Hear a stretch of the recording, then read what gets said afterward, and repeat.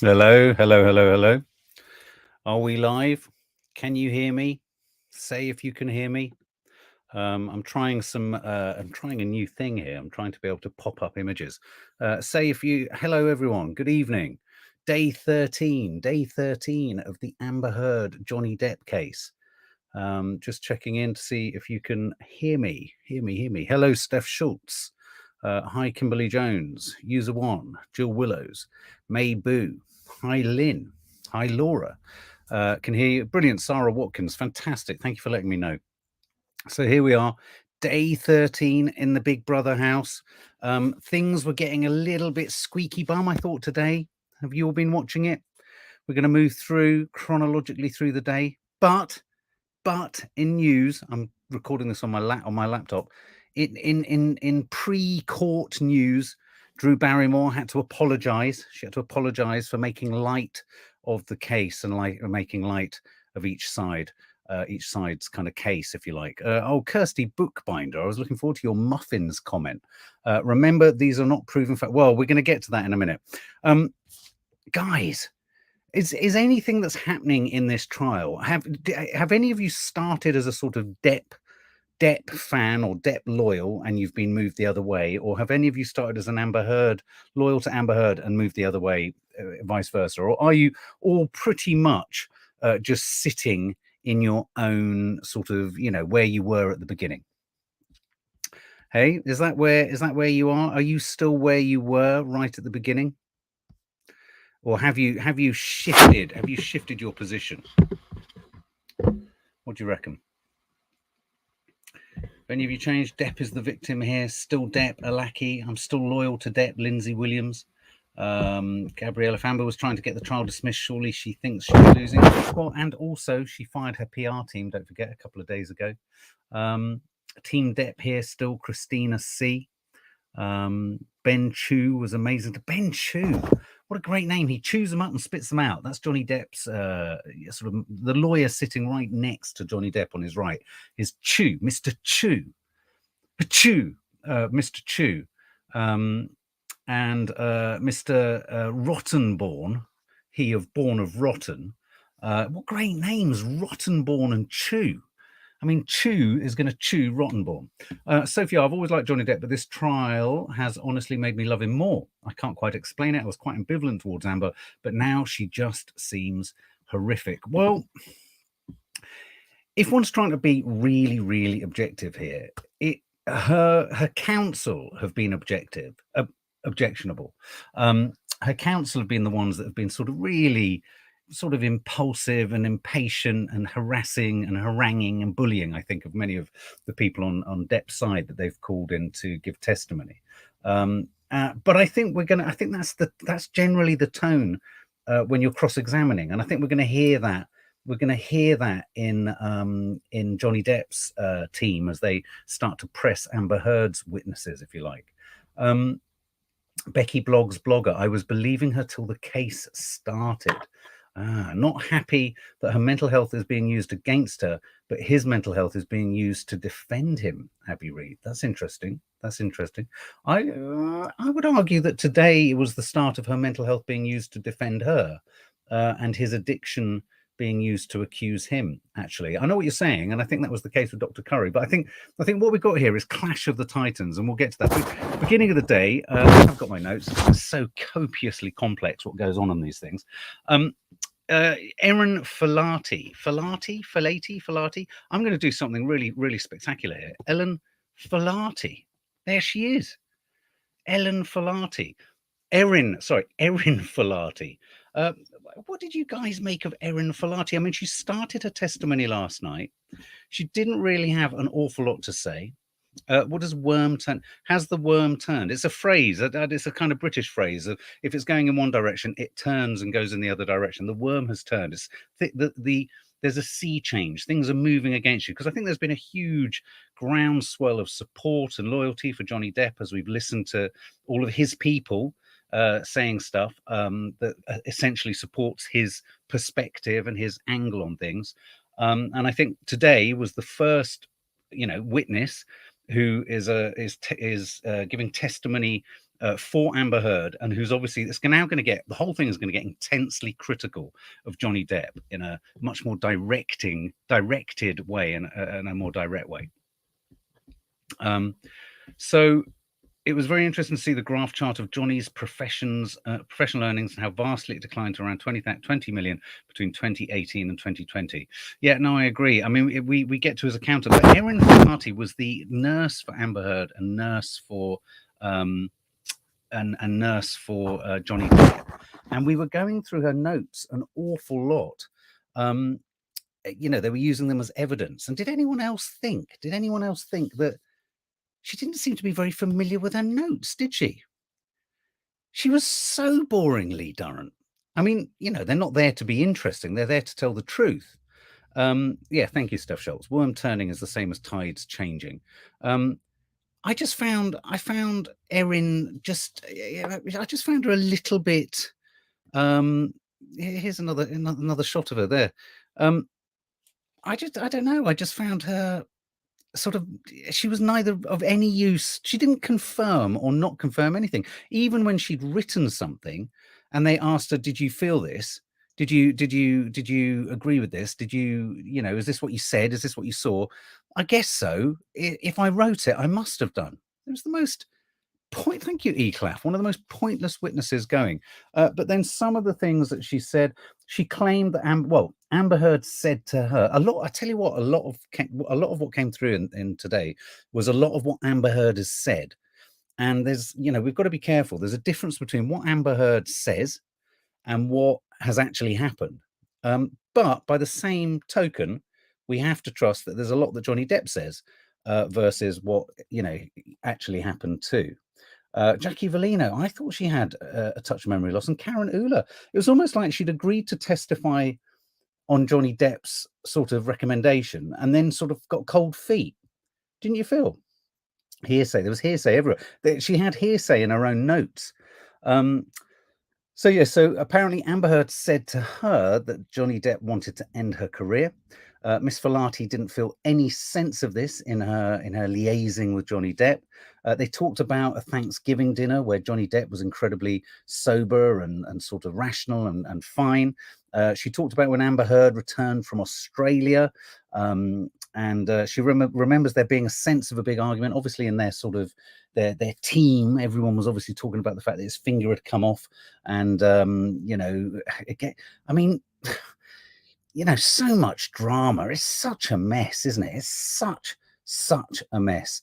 Miss Ritalik, if there is cocaine readily available all over the house, why would he need to search her? That's a good point. We're going to get to that. That's pretty horrific. Bear in mind, stick with us because we get some pretty grisly. By the way, if you haven't, do subscribe because we're doing these every night of the trial. We have lots of other stuff on the channel. We've got showbiz, we've got movie stuff, we've got vlogs, we've got food. You name it. You come here, you'll find something that you like most days, most weeks. But yeah, in terms of this live, we are going to get to a testimony from a forensic psychologist brought in for Amber Heard's defense.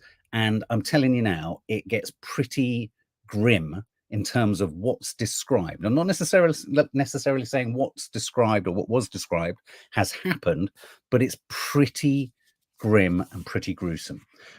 So we had a lot of stuff. So I'm just kind of moving through the witnesses that we had.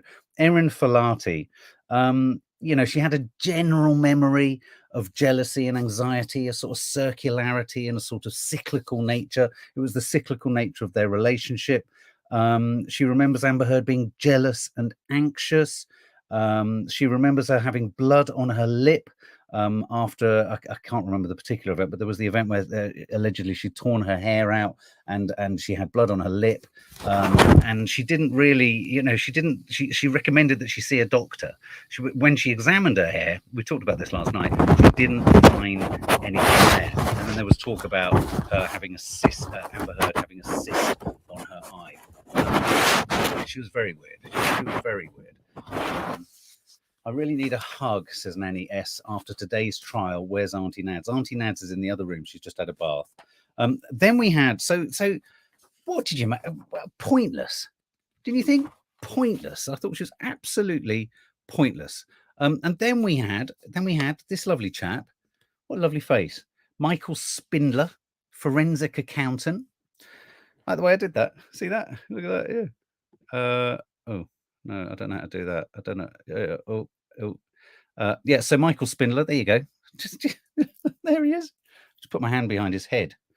Oh, is that better? Sorry, I keep putting things on the microphone. It must be on here. Because I'm on my laptop, you see, it's really annoying. So, sorry, it's something very loud, brushing mic sometimes. Sorry. Thank you very much. Is that better? Is that better? Lynn McKenzie, please sort your mic out. All right. Easy, Tiger. Keep calm. So Michael Spindler, forensic accountant, he basically said that Johnny Depp suffered $40 million of losses. And, you know, again, the debate was a little bit like Google Man yesterday. Do you remember Google Man?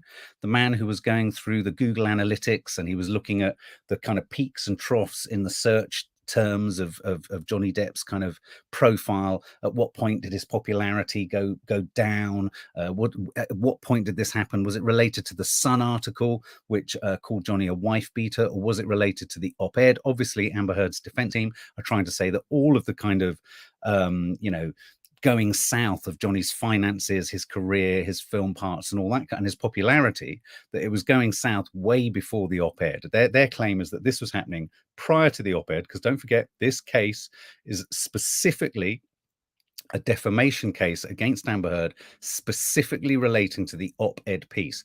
All this other stuff around it, all this color, all this, and I say color, and I don't use that in a sort of positive way, all this kind of noise, if you like, all this noise and the fog of war, this is all contextual.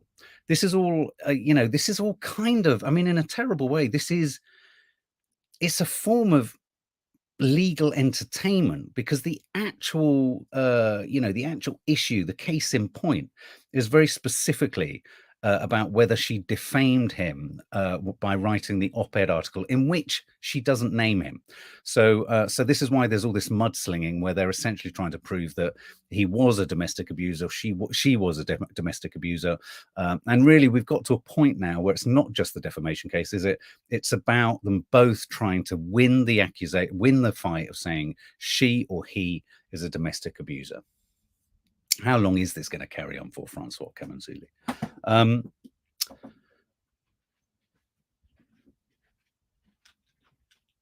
It's so disconcerting when you do that. It really freaks me out. Me coming in to see you? Yeah, a little bit. Well, not much. Yeah, say hello to everyone. No, look at him. Now. Look, he's prettier than you. Fucking hell, I'm glad I've popped in. Look at him. Oh dear, he is, isn't he? Yeah. Do you know who he is? Yes. No, you don't. I do. He's from the agency. He did the numbers. No. 40 million. Oh, yeah, you're right. Yeah. Oh, I'll get you. Bloody hell. My brain's been on fire today. Yeah, I think I accidentally had double testosterone. Oh, right. So have you got big bollocks? There we go. Darling, I've always had big bollocks. I know you have. Go and take them upstairs. Sling them over your shoulder and take them upstairs. Hi, everybody. Hello, everybody. God, I've never been made quite. Hello, everybody. No. Poke your head just behind Michael Spindler. Michael Spindler, just there. Oh, look, someone here is called Unsolved Cases and News. That's good. Is this your kind of raison d'etre? Is this what you do? That it was creepy, wasn't it, Eclaf? It is creepy the way she looks so short as well. She looks so short.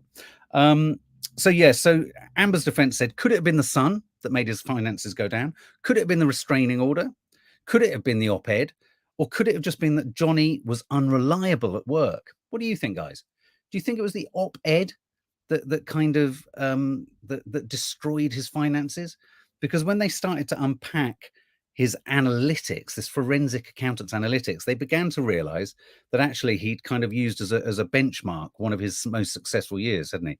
So I thought Mr. Rottenborn did a good job of kind of tearing into both the tech boys, this guy and Google guy, Money Man and Google guy. He tore them to shreds. Rottenborn, he just got them between his teeth and tore them an extra Rottenborn, didn't he? You think it was the op-ed star anise, the media spreading hate after op-ed. But again, you can see what they're trying to do. They're trying to suggest that actually his popularity was on the wane. It was on the downward dive and all that kind of stuff. So, I think Michael Spindler, this lovely chap here next to me, they kind of got the better of him. Don't you think? I think they had. And so Michael Spindler, so Mr. Spindler, he was brought in. He kind of did his best to sort of say that this had a huge impact on Johnny's earning potential. He essentially lost $40 million from what he should have been earning. Yeah, Bella M, I thought Johnny looked really low today, really, really low. And then we got to the point where this was the most exciting part of the day. Did anyone see the moment where basically Amber's team had an opportunity to dismiss or throw out, strike Johnny Depp's claim? So this chap, come on, if ever there was a pantomime villain, it's the Rottenborn. Look at him. He's thinking, I'm going to put Johnny's penis in between these ring binders and slam it shut. Isn't he? That's what he's thinking with those ring binders. What do you think of Rottenborn? He's a tosser. Grr. He's behind you. He's like a pantomime, but Baron Born Rotten. Baron Rottenborn. I mean, he's straight out of a sort of, I don't know, World War II. Baron Rottenborn, isn't he? How much longer is the case going on for? Possibly another 2 weeks. The judge looked utterly bemused, tra-la-la. Utterly bemused. So they tried to throw this out, saying there's a spectacular lack of evidence. There's only one abuser in this court, and it's him, Johnny Depp. Look at that, look at that bruise. There's only one abuser in this court, and it's him, that man there, doodling and eating gummy bears. Said Mr. Rottenborn, born of rotten, as we established. And he said that they have to prove that there was intentional malice. This is the word, malice, behind the op-ed piece that she wrote. And he was curiously claiming that because she hadn't written it, or because that she'd got someone else to help her write the headline, the headline, it somehow wasn't her responsibility. Anyway, the judge said, sod that, toss it, go away, slam your dick shut in your ring binder, sling your hook. But before she did that, Mr. Chu, who likes Mr. Chu? Who likes Mr. Chu? Who likes this chap? Obviously, that's Amber in the background.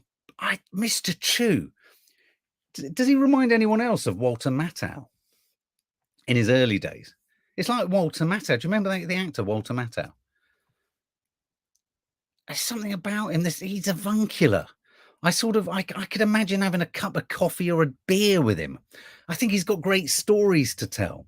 I think he doesn't even really believe in the tie that he's wearing. He's just kind of like, I've got to wear a tie. Do you know what I mean? So Mr. Chu, and this was the most arresting moment, I thought. Mr. Chu rocks, Happy Bee.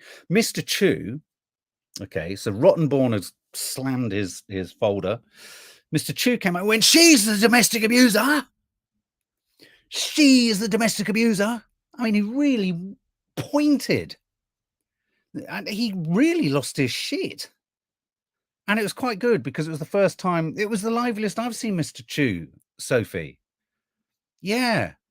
Keeps pulling odd Popeye expressions. Once you see it, you won't be able to. No, he does. He does. Maddie showed a meme at the weekend where he looks devastated whenever she walks in.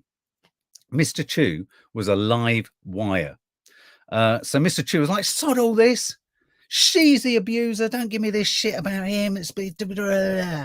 And as he tried to say, I mean, what they're trying to I think that what they're saying is, he might not name, what they're trying to do is prove that by inference and by association, this article implicates Johnny Depp. And of course, she doesn't name him. So of course, specifically, look, let's not beat around the bush. She, forget all the domestic abuse charges on both sides. She clearly was trying to get round the back door to get this article out, to get some publicity for Aquaman. It's plain and simple. It's plain and simple, and it's obvious as hell. Isn't it to everyone else? I'm going to bounce over to YouTube and do a poll. I'm going to ask you, let's end that poll. Look at that. Is the worm turning? No, people didn't really understand the term worm, but I apologize. It was the English vernacular. The doctor. Don't worry, we're getting to the doctor now. Oh, sorry. I know I've just put that on the microphone again. Oh, sorry. I keep trying to put that out of the way. So what's her name? Did Amber write op-ed to gain Aquaman publicity. Oh, sod that. I'll tell you what I'm going to ask. That's a really boring question. Who's going to see Aquaman? Will you see Aquaman 2? There you go. That's a far more cogent, incisive, decisive, precise, and targeted question. Has that gone up? Just checking. Yeah, that's gone up. I love a poll, Eclaf. I love to climb up a poll, especially a greasy poll. Love a greasy poll. So let's get to the really... Now, getting to Amber's witnesses, right? As we know, last minute, they shifted the order. Amber was due to come out first. And I have to confess, I think they really cleverly, Amber's team, I don't know what you guys think. I think Amber's team were very clever in getting this woman out, Dr. Dawn Hughes. Let's have a look should we have a look at Dawn Hughes? Let's find her. There she is, Dawn Hughes. Dawn Hughes, in a sense, a clinical forensic psychologist is what she calls herself. She was, you know, if you're playing a game of chess and one of you are the blacks and one of you are the whites, she was the equivalent bishop to Dr. Curry. Yeah. And as we know, Dr. Curry was the woman who diagnosed or suggested that Amber Heard had histrionic disorder and borderline personality disorder. Well, essentially, this woman, Dr. Dawn Hughes, not surprisingly, was brought in to kick into the long grass everything that Dr. Curry said. What was interesting, though, did you all notice Dr. Curry was sat in the audience like this, just staring over Johnny's shoulder? So this woman has been brought in to essentially cancel out Dr. Curry's diagnosis of Amber Heard as being bipolar and histrionic. And not surprisingly, she went to great lengths to explain that. Now, the reason I hesitate in sort of just dismissing what was said here is that I do think, so I'm just finding another image. I do think we have to be careful because she was brought in as I thought I had another photo of her. I don't. She was brought in as an expert. Let's pop her up for a bit, shall we? She was brought in as an expert to essentially give us an assessment of Amber Heard's mental state and where she's at. She's an expert in, domestic abuse. And I always forget the acronym. It's the Intimate Partner Violence, IPV, and PTSD and all that kind of stuff. She was also brought in to refute and essentially debunk Miss Dr. Curry, who was there for Johnny's defense in a sense.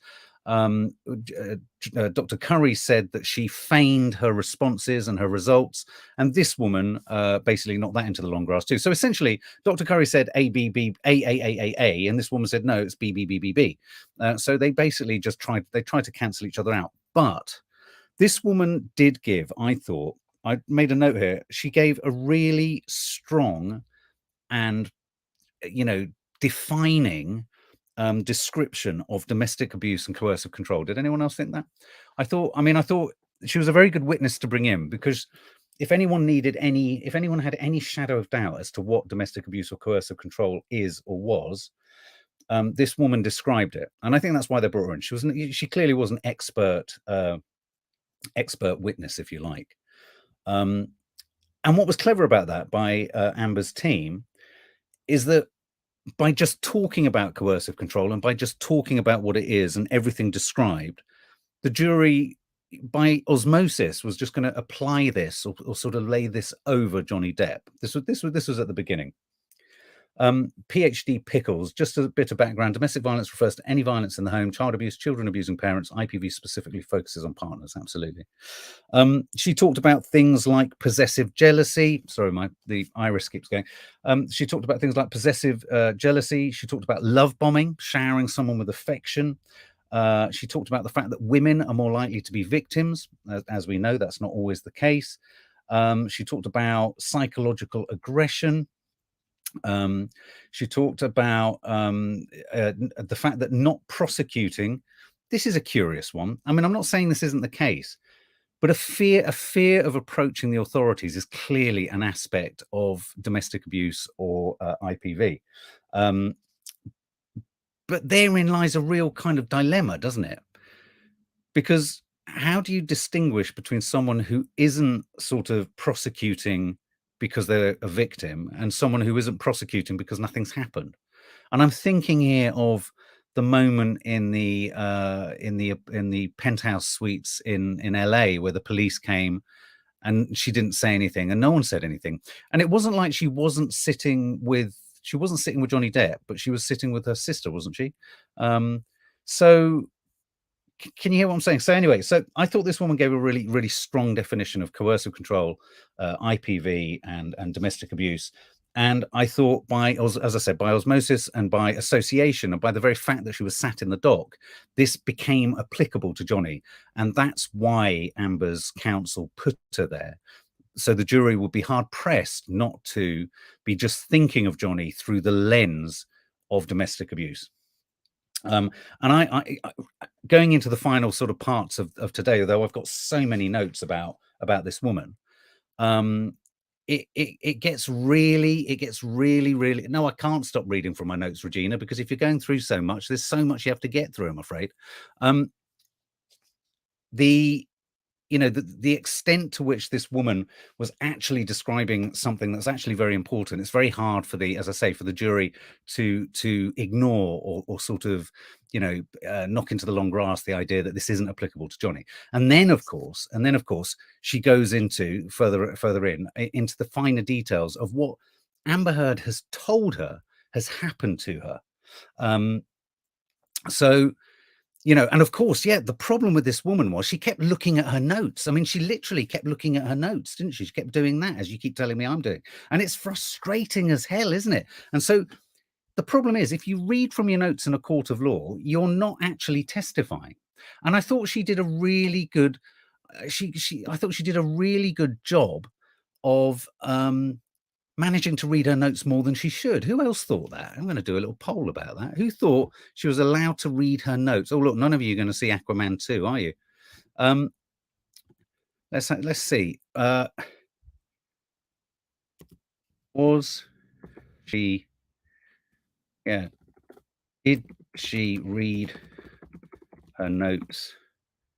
I don't know what I'm asking. Did her notes disqualify her? Testimony. There you go. Dun, dun, dun. Ask your community. See, what I thought was going to happen, I thought they were going to actually strike her evidence from the entire trial simply because she kept doing that. Because she was looking at dates, wasn't she? She was looking at dates. She was looking at the tests that she'd done. She had 12 different tests that she'd done on. It was all hearsay, Jackie Bellino.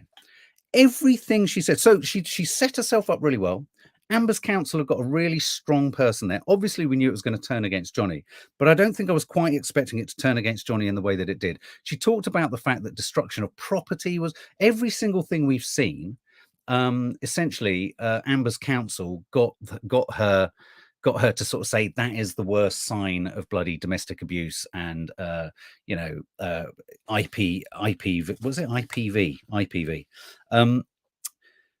She got very antsy though, didn't she? Because Johnny's Mr. Chu and co kept challenging her on the fact that she just wouldn't stop reading from her notes. And I wondered whether that was a strategy to unsettle her for when they do the cross-examination. I'm looking forward to the cross-examination because I believe that Dr. Hughes cannot stand Johnny's people.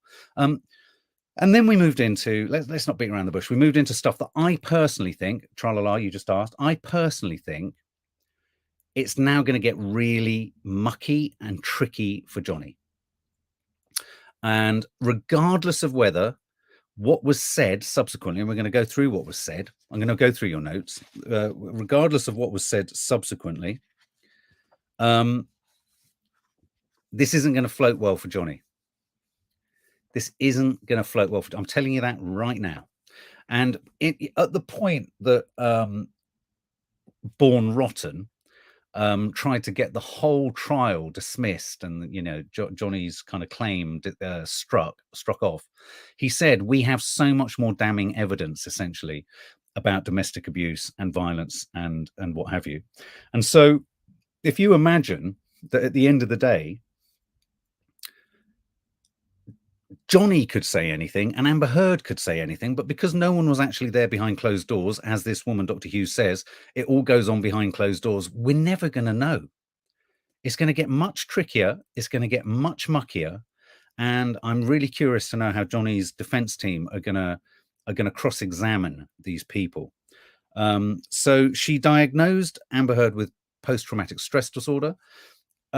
She didn't assign this to her childhood. There was a moment with the nurse earlier in the day, which I thought was really compelling. I turned to Nadia and said, "Oh God, I actually feel sorry for Amber." Her parents were drug addicts. She came from an abusive home.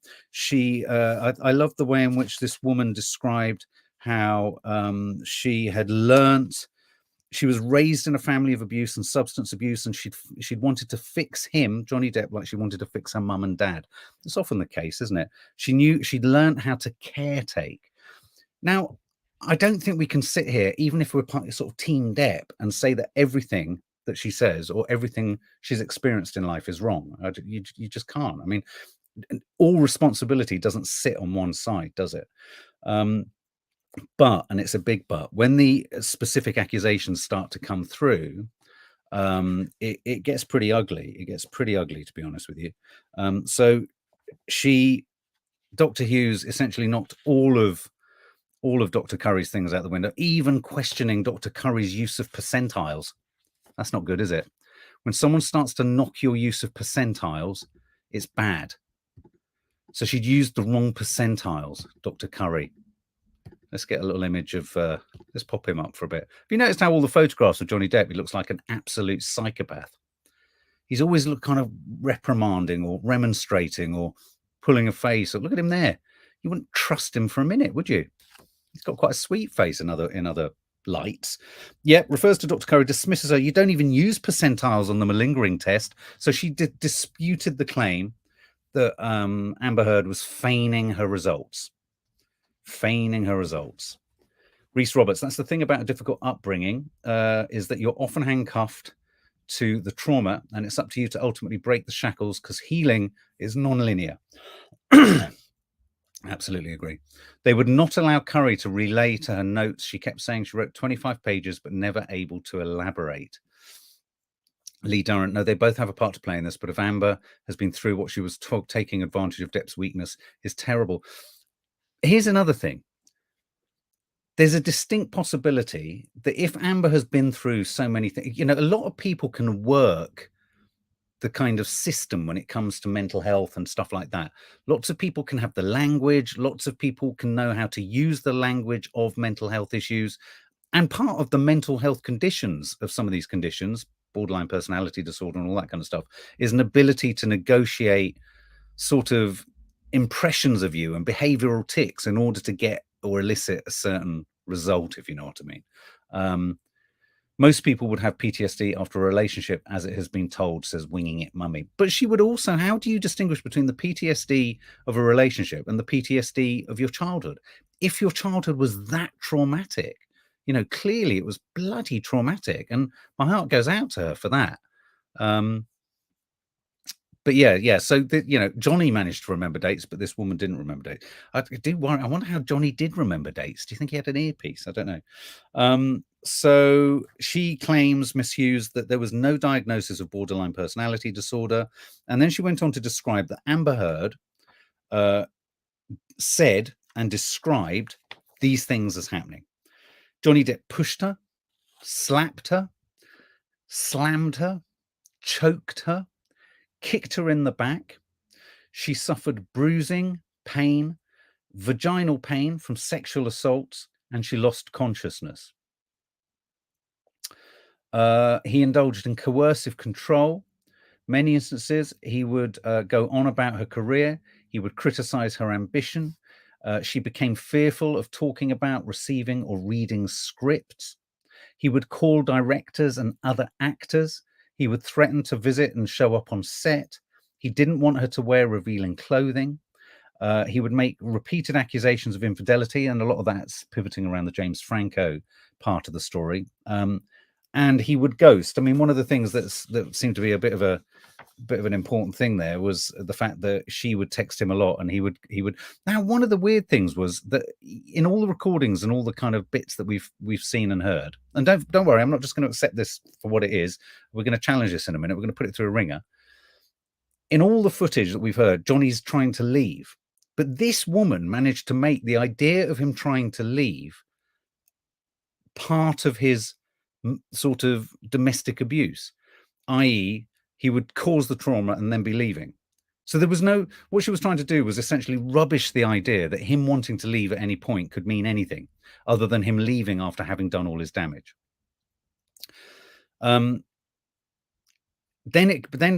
came out the sexual assault. So I think this was again another attempt or opportunity to pull up a lot of what came up in the libel case with the son. He threw off her nightgown and tried to have sex with her. In Hicksville, he accused her of flirting with another woman, and he did what they call a cavity search. Sorry about this, where he searched inside her vagina for drugs. They kept cutting to Amber Heard in this, and it was. I'm just going to quickly just deal with this. And it was. Just 1 second. Gone. Sorry, it was just a bot.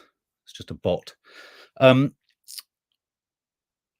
Yeah, and they cut to Amber Heard at this point, and I have to say, you know, at the point that you're sort of thinking, well, what if this is true? And isn't this what they've gone for? What if this is true? What if this is true? So for all of us who are sort of on the DEPP side, we have to ask ourselves that question, don't we? What if this is true? In which case, she's been through something pretty horrific. And I think that's the danger of these cases. And I want to get onto the kind of, there's an existential madness that creeps in at this point.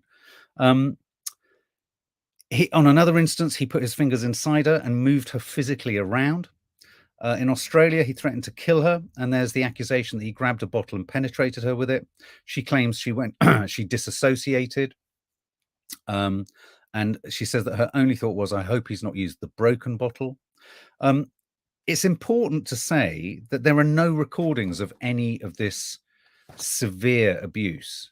You could argue that I suppose her defense would argue the abuse was so hard no, absolutely, Laurel Nichols, don't worry. I'm just saying this is what the woman said. So if all that was the case, everything she's described, this woman, Miss Hughes, sorry, the camera's up there, everything she's described is absolutely shocking and awful and ghastly, if true.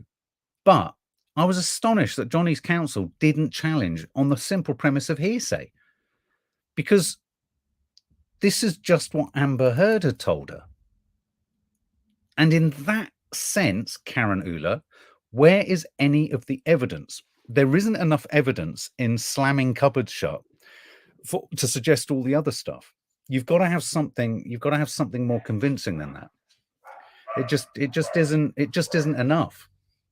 Andrew, there's no proof, no evidence of sexual assault. Exactly. If for all of his violence, all we had was a slightly bloodied lip and no hair tear marks, it's curious, isn't it?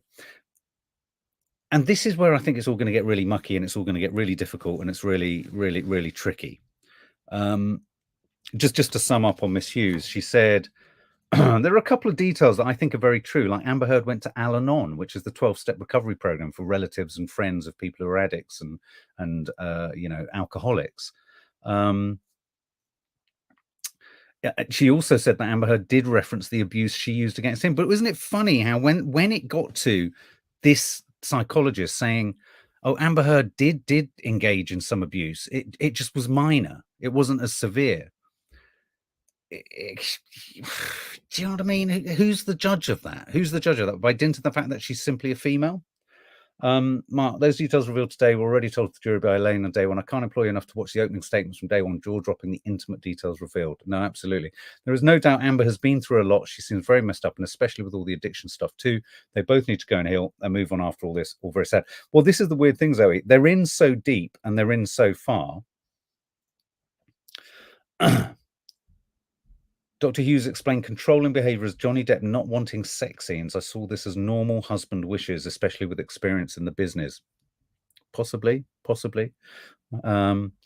I think she believes her own lies to an extent, which can occur with some psychological conditions. So yeah, all I'm saying is that if any of this is true, but the dilemma for Johnny's people now is we're going to have 2 weeks, and I think Amber Heard's going to take the stand tomorrow, and we are for sure going to have a litany of this kind of stuff. And of course, the danger is people tend to forget the first testimonies. I know you're not supposed to, but you do. It's like, you just do. You remember what's more recent. And we're going to have more recent commentary and more recent descriptions in much more lurid detail. And I'm sure we're going to have even more evidence, perhaps, video, audio evidence of shouting, rows, and all this kind of stuff. But yeah, Lady Mandy, they will address this in cross-examination. And I'm looking forward to seeing this woman cross-examined. Now, I suppose, and this is my final point on the whole day, is when you get to this point, it's really hard to. I find myself unable, though. If I was to describe where I'm at, I'm 65 to 70% going towards Johnny. I can't distinguish how much of that is because I have a soft spot for him. Listening to the evidence so far, I don't feel there's anything sufficient to pin the severity of the charges against him. I think they were both in a chaotic, dysfunctional relationship. And in those terms, me and Nadia are going to do a How to Stay Married about this. Things were said that, if popped under the spotlight of the media and a court, would look horrific to everyone. And I don't think those alone suggest that someone is an abuser. I think it's really easy after the event and retrospectively to take the shards of a broken relationship and look at them through the lens of domestic abuse or IPV or coercive control. And I think I've said before in some of these lives, if you look at some of the everyday normal aspects of a relationship, you could argue that so many of those aspects of a relationship could in some way be described as low-level coercive control, but they're not. It's just the nuts and bolts of being in any kind of codependent sort of relationship, if you like. So, you get to a point where so many of these things, so many aspects of these things could be true. So many elements of what's being said could be true. And when presented in this sort of glut, this sort of, combined sort of not a love bomb, but a kind of evidence bomb, or just a sort of whole lardy pile of just awful things, one after the other. That list I just ran through, it kind of bullies they're trying to bully the jury's mind into thinking, God, the sheer amount of this stuff must mean he was an abuser. Now, don't forget, at the end of this, no one is going to come out with a judgment that says he was a domestic abuser. Sadly, the Sun trial has left the moniker of wife beater attached to him. But what he could lose is if he loses his defamation case, he could then also lose her case against him for causing the legal term of being a nuisance. Oceanic Therapy London. Interesting that in the morning, Amber Heard's team said the essay was not her words in the op-ed, and so wanted not to be associated with that. And then suddenly this expert raised it and really made it a huge deal. Sexual assault. I see what you mean, yeah. Her tone of voice in the footage is definitely not a scared, sexually abused wife who feared her violent husband. And I'm sure this is where his defense team are going to come in and start to unpack things. Dr. Hughes even dismissed mutual abuse. Absolutely. How on earth will the jury judge this based on such hearsay evidence? I agree. It's an incredibly tricky and painful, and I just don't see how they're going to be able to make a really clear decision. I really don't. I don't see how they're going to make a really clear decision. And so I just think we're in for a really rocky period. And I think Johnny, I would advise Johnny to not be laughing quite so much when things are being said about sexual abuse and sexual assault. He might be finding it laughable and ludicrous that these things are being accused or suggested. But I think it's really important that he doesn't appear to the jury, if he wants to win this case, as if he's not taking the proceedings seriously. Do you agree? I think he has to take things seriously. So guys, I hope you enjoyed us being able to pull up the photos. It was a bit different, wasn't it? Sorry for me flapping about on the microphone here. I'm used to the microphone being up there, so my notes were here. Sorry if I read too much from my notes. It's just I couldn't remember the dates, like Miss Hughes. Mark, do you think the jury switch off today, being mostly men? No. What was interesting, someone was saying earlier, an expert somewhere I read was saying that when you have a principally male jury, they tend to find in favor of the woman, which is curious, isn't it?